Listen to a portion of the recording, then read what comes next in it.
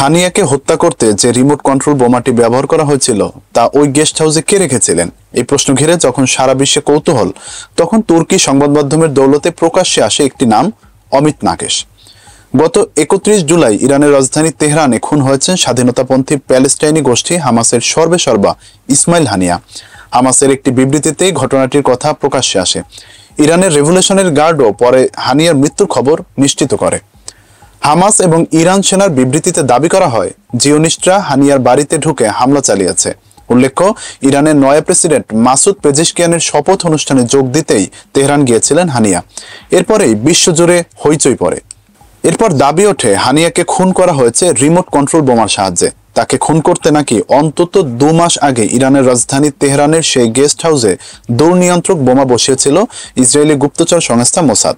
Iran সেনার elite revolutionary guard বাহিনীর কয়েকজন কর্মকর্তা সূত্র উদ্ধৃত করে এ খবর জানিয়েছে আমেরিকার সংবাদপত্র নিউ ইয়র্ক টাইমস। পেজেশকিয়ানের শপথ অনুষ্ঠানে যোগ দিতে মঙ্গলবার তেহরানে গিয়ে গেস্ট হাউসের যে অংশে হানিয়া ছিলেন সেখানেই বসানো হয়েছিল বোমাটি। গভীর রাতে রিমোট কন্ট্রোলের সাহায্যে বিস্ফোরণ ঘটানো হয়।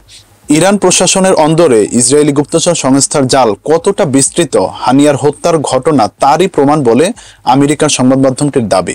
রেভলিউশনারি গার্ড বাহিনীর 2 জন কর্মকর্তা জানিয়েছেন, 2020 সালে ইরানি পরমাণু বিজ্ঞানী মোহসেন ফাকরিহজাদেহকে নিখুঁতভাবে রিমোট কন্ট্রোল মেশিন গানের সাহায্যে হত্যা করেছিল মোসাদ। একই পদ্ধতিতে খুন হয়েছেন হানিয়াও। তবে রিমোট কন্ট্রোল মেশিন গানের বদলে তাকে খুন করা হয়েছে রিমোট কন্ট্রোল বোমার সাহায্যে। ইরান এই হামলার জন্য ইসরায়েলকে দায়ী করে প্রতিশোধ নেওয়ার অঙ্গীকার করেছে। এরপরেই প্রশ্ন উঠতে থাকে, রিমোট কন্ট্রোল বোমাটি ওই গেস্ট হাউসে রেখেছিল কারা? যখন এই প্রশ্ন ঘিরে সারা বিশ্বে কৌতূহল, তখন তুর্কি সংবাদ মাধ্যমের দৌলতে প্রকাশ্যে আসে একটি নাম, অমিত নাকেশ। নাম শুনে বোঝা যায় এই লোক ভারতীয় বা ভারতীয় বংশোদ্ভূত। তুরস্কের সংবাদ মাধ্যমগুলো তেমনই দাবি করেছিল। তাদের দাবি ছিল অমিত ভারতীয় বংশোদ্ভূত এক ইসরায়েলি, যিনি কাজ করেন ইসরায়েলি গুপ্তচর সংস্থা মোসাদের হয়ে। ইসরায়েল এবং ইরানের মধ্যে উত্তেজনা যখন তুঙ্গে, তখন তুর্কি সংবাদ মাধ্যম আকদেনিজ গেরেক গেজেটেসি, গুনেইডোগু এক্সপ্রেস এবং হ্যাবার গ্লোবালের প্রতিবেদনে বলা হয়, মোসাদের নির্দেশে তিনিই গিয়ে উত্তর তেহরানের ওই গেস্ট হাউসে বোমা লাগিয়ে এসেছিলেন, যেখানে হানিয়া থাকছিলেন। তুরস্কের নিউজ ওয়েবসাইট উসাক ওলে তো জল্পনার উপর ভিত্তি করে অমিতকে নিয়ে একটি বিস্তারিত প্রতিবেদনও চেপে ফেলেছিল। সেখানে লেখা ছিল, হানিয়ার আততায়ী নাম অমিত হওয়ার কারণে স্পষ্ট যে তিনি একজন ভারতীয় বংশোদ্ভূত ইসরায়েলি। তুরস্কের দেখাদেখি আরও বেশ কয়েকটি দেশের প্রতিবেদনে দাবি করা হয়, হানিয়া হত্যাকাণ্ডের নেপথ্যে ছিলেন অমিতই। এই নিয়ে যখন হইচইয়ের মাত্রা বৃদ্ধি পেতেই প্রকাশ্যে আসে সত্য। আসলে অমিত নাকেশ নামে কোনো ব্যক্তির অস্তিত্ব নেই।